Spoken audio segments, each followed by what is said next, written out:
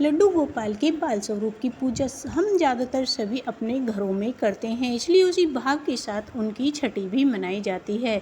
बच्चे के जन्म के बाद भी छठी मनाते हैं। लड्डू गोपाल की छठी के दिन कढ़ी चावल का भोग लगाने की बड़ी ही मान्यता है। ऐसे में चलिए आज जानते हैं कि लड्डू गोपाल की छठी पर कढ़ी चावल का भोग क्यों लगाया जाता है। जन्माष्टमी 16 अगस्त को थी, तो ऐसे में 21 अगस्त को बाल गोपाल जी की छठी मनाई जाएगी। लड्डू गोपाल जी को छठी के दिन स्नान कराया जाता है। इसके बाद उन्हें नए वस्त्र पहनाए जाते हैं, हो सके तो पीले वस्त्र ही धारण कराए।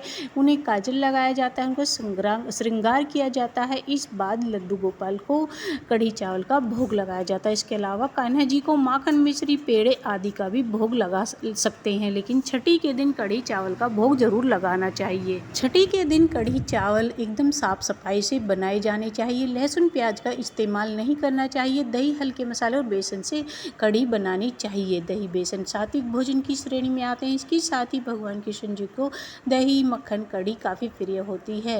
माना जाता है कि सात्विक भोजन से शीतलता मिलती है और ये सुपाच्य और पौष्टिक होता है। ऐसे में बाल स्वरूप लड्डू गोपाल को इसी भोजन का भोग कराया जाता है। मान्यता के अनुसार छठी के दिन ही भगवान बच्चे का भाग्य लिखते हैं। हिंदू धर्म में बच्चे के जन्म के बाद छठी मनाने की परंपरा है, तो देश के कई हिस्सों में छठी मनाई जाती है। और छठी मनाने के रीति रिवाजों में थोड़ा बदलाव हो सकता है, लेकिन मुख्य तौर पर छठी पर अधिक से अधिक भोजन बनाए जाते हैं। इसका भगवान को भोग लगाने के बाद नवजात बच्चे को सभी भोजन का स्वाद कराया जाता है। इसके बाद बच्चों के पैरों से माँ का मुँह पोंछा जाता है। इसके पीछे की मान्यता है कि इससे बच्चा भी बड़ा होकर अधिक से अधिक चीज़ों का सेवन करेगा और उसकी पाचन शक्ति मजबूत होगी। अच्छा भोजन करने से उसका स्वास्थ्य भी बेहतर होगा। जिस साधक को संतान का सुख नहीं मिला है, उनके लिए यह पूजा चमत्कारी मानी जाती है। नियम है कि भगवान को भोग में खिलौने, झूला या वह चीज़ें चढ़ाए जो आप एक बच्चे को देते हैं। भाव यह होना चाहिए कि आप अपने ही बच्चे को स्नेह दे रहे हैं।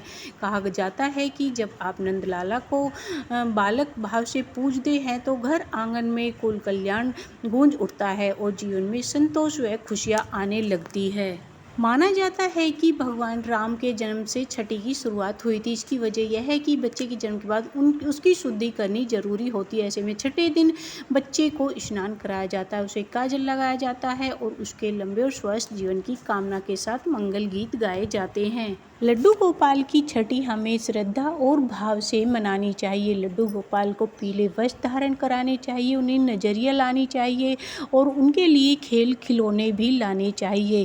काजल हमें देसी घी में बनाना चाहिए। जो हम पूजा के लिए देसी घी की जोत यूज कर रहे हैं, उसमें हमें एक चम्मच रख के हमें कान्हा जी के लिए काजल बनाना चाहिए। और वह काजल जो होता है कान्हा जी के बाद हमें पूरे परिवार वालों को जरूर लगाना चाहिए। छठी के दिन श्रृंगार करने के बाद कान्हा जी की नज़र जरूर उतारनी चाहिए और उन्हें झूला जरूर झुलाना चाहिए। तो यह छठी के छोटे छोटे नियम हैं जो हमें जरूर करने चाहिए।